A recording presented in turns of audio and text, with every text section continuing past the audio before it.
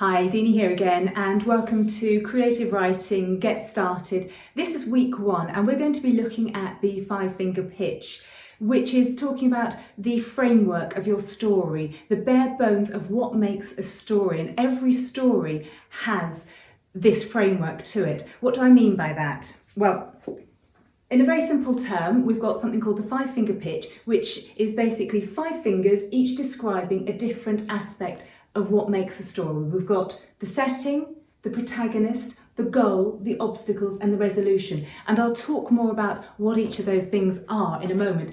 But the idea is that if you can lay out exactly what makes up your story, if you were to then meet, say, for example, a publisher or a movie director and you're in an elevator with them and you had a minute to describe your story, you could use those 5 things to describe your story very succinctly so that they could go, wow, that's an amazing story. You've told me everything about it in one short paragraph.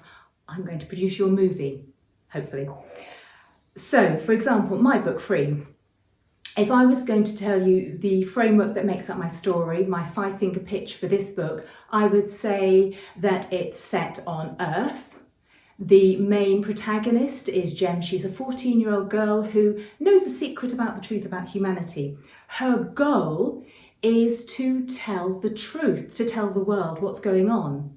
The obstacles are the men in black, the people that are after her, trying to stop her. And her resolution is that, well, she's going to decide to tell the truth. And what comes of that, well, we'll see, but I'm not going to tell you all of that. These elements that make up a story, first of all, you've got the setting or the time period when it was set. This is your first thing that you're going to think about when you write a story. And this applies to both short stories and novels. The scale of everything will change depending on the size, but it does apply to every story. So the setting or the time period. When is it set? Is it set historically? Is it set in the future? Is it set now? And where? Is it set inside a house? Is it set in a town? Is it set in California? Is it set in the world? Just where is it set? Because that's going to define how you write. It might define the genre as well. The second thing is going to be your protagonist, which is your main character.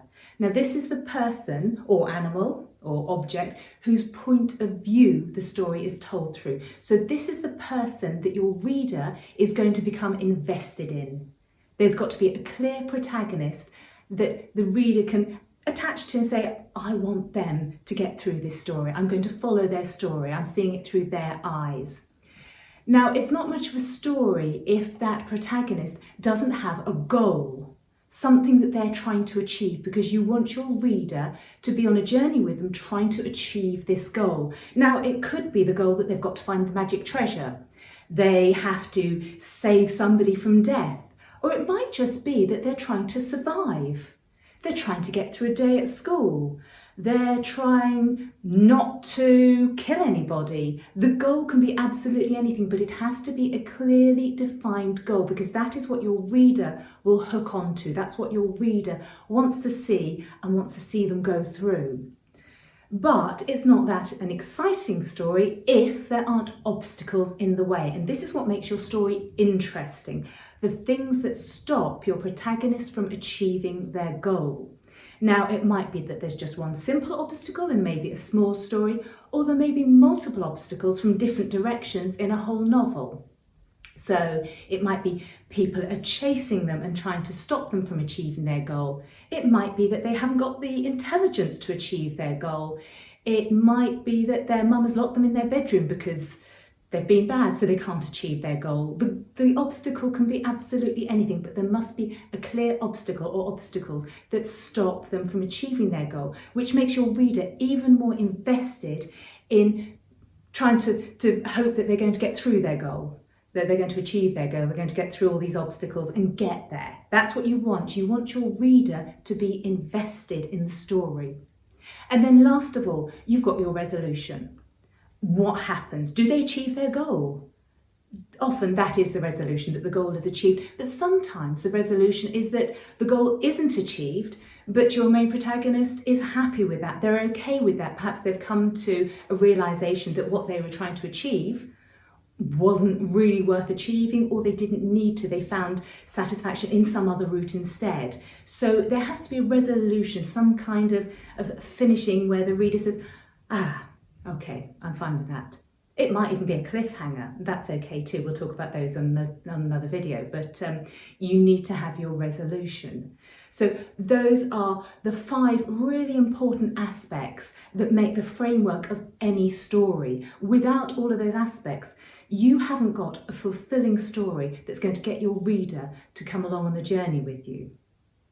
So I gave you the example of how the 5-finger pitch worked for my book. Now I just want to take you through 2 other examples, a children's story and a film, and see how these elements apply to that as well. The first example, it's Mog, a very, very popular children's story by Judith Kerr. Now all the elements in a children's story are fairly simplistic. The setting for this story is the Thomases' household. They own Mog the cat, and Mog is the main protagonist. She's a cat, and as you can tell from the story title, she's a really forgetful cat. Now, her goal is simply to be loved by everyone. She just wants everyone to like her, love her, appreciate her. That's all she wants out of life, so it's a really straightforward goal. The obstacle is that she's a really forgetful cat, which gets her into all sorts of trouble with the Thomases. Now, the resolution to that particular story is that her forgetfulness actually at one point means she saves the house from a burglar. So everybody loves Mog at the end of the story because she's done something really good. So a really straightforward, simple story with all the elements. Another example is a film. I've taken a very popular film that hopefully everyone should know, and that's E.T., the Extraterrestrial. This story is set in suburban California. So that's the setting. It was set in present time. It's an older story now, but present time was when it was set. The main character is a young boy called Elliot. Now, Elliot has found an alien, and his goal is to get this alien, E.T., back home. However, his obstacles are the government agencies who are trying to capture E.T. to do goodness knows what to him, so they are stopping Elliot from being able to get E.T. home. The resolution is that Elliot escapes from all of them. He manages to get E.T. to go back home. So a fairly simple, straightforward resolution. So I'm going to give you an exercise. What I'd like you to do is to test this theory. I want you to have a look at some of the books you've read recently, some of the films you've read, adult books, children's books, even short stories, and see if you can find these 5 key elements in each of those. Now, I've created a download for you, which has the 5-finger pitch and a bit of space for you to write your paragraph, your elevator description. So what I'd like you to do is, you can print this out a couple of times and write on there what the setting is, write it actually in the finger, who the protagonist is, what their goal is, what the obstacles are, and what is the resolution. And then I'd like you to write that as a paragraph, so that if you were stuck in an elevator with someone really important and you were trying to pitch it to them, that's what you would say. So have a go, and if you want to, please feel free to upload any of your examples into the comments. I'd love to see what you've done. Your second exercise, you're going to plot a story of around 500 words using one of my 5 very improbable scenarios. They're quite fun and silly, just to get the creative juices flowing and to get you back into writing if you haven't been writing for a while. So the main protagonist is you. You're going to be the main character in your story. And your goal is that you have to get to a very important meeting this afternoon. Your future, your life utterly depends on it. So that's the key goal. You've got to get to this meeting.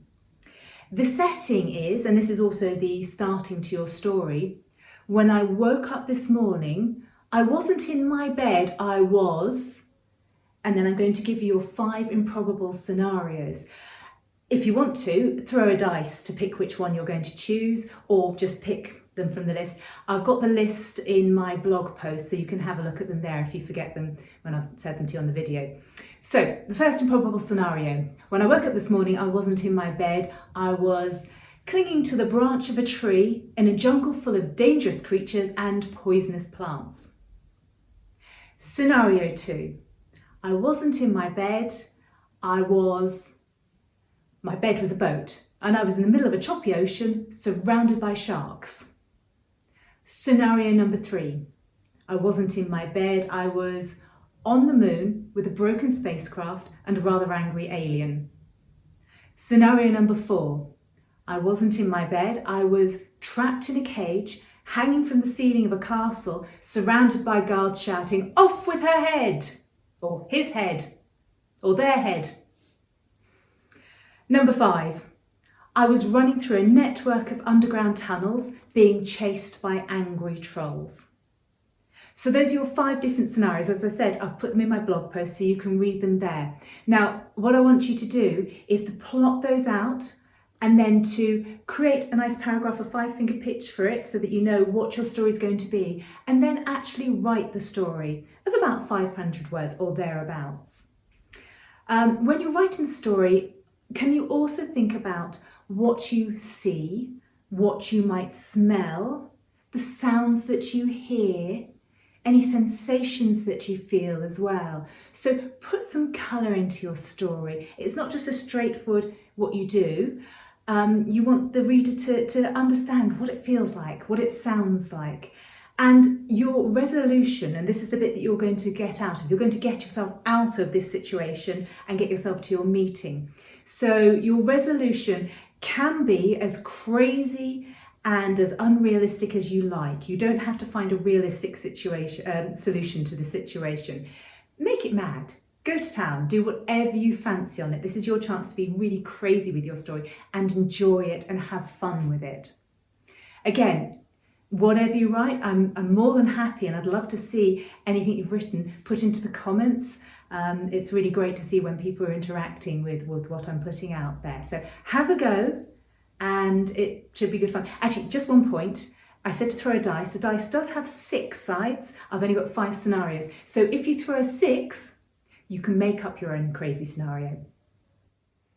Hopefully you've enjoyed those exercises. They were a bit of fun, and it's helped you to understand what actually goes into making a story. This is really important before you start writing, to understand all the main ingredients. It's a bit like baking a cake. If you haven't got those ingredients, it's not quite going to work.